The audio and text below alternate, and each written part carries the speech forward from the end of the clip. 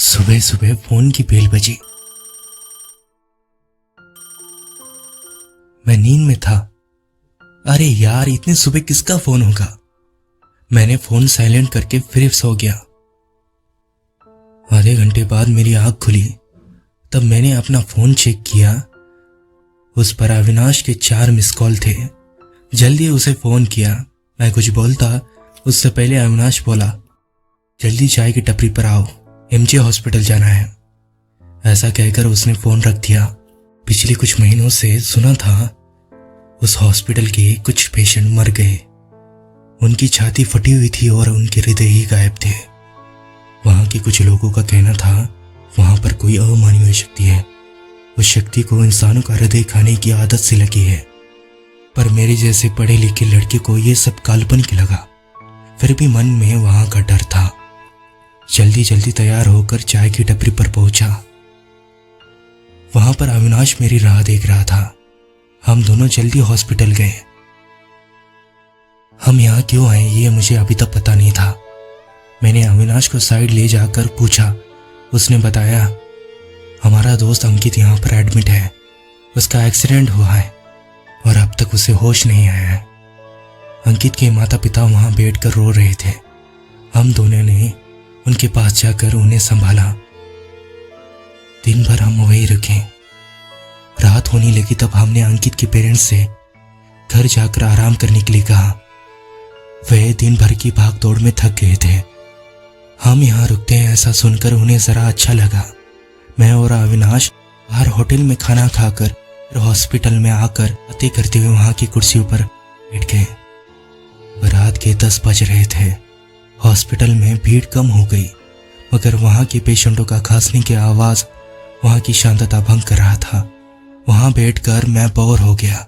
जरा बाहर जाकर आता हूं, मैंने अविनाश से कहा। अविनाश अंकित के पास ही बैठा रहा। मैं बाहर गया तो सब कुछ सुमसाम हो गया था। चारों तरफ शांति ही शांति थी। मैं यहां वहां टहलने लगा। तभी मुझे आवाज सुनाई दी। वह आवाज रोड के पास के एक पेड़ से आ रही थी। मैं डर गया और वहीं पर शांत खड़ा रहा। यहां पर होने वाली घटना की मुझे याद आई। मेरे शरीर पर रोंगटे खड़े हो गए। मैं वापस हॉस्पिटल में अविनाश के पास आकर बैठ गया। अविनाश बातें करते करते सो गया। बाहर जो हुआ उससे मेरी नींद ही उड़ गई। वहां के लोगों ने कही हुई अमानवीय शक्ति यही तो नहीं, इसका पता लगाना होगा। मैंने घड़ी में देखा तो 12 बज गए थे।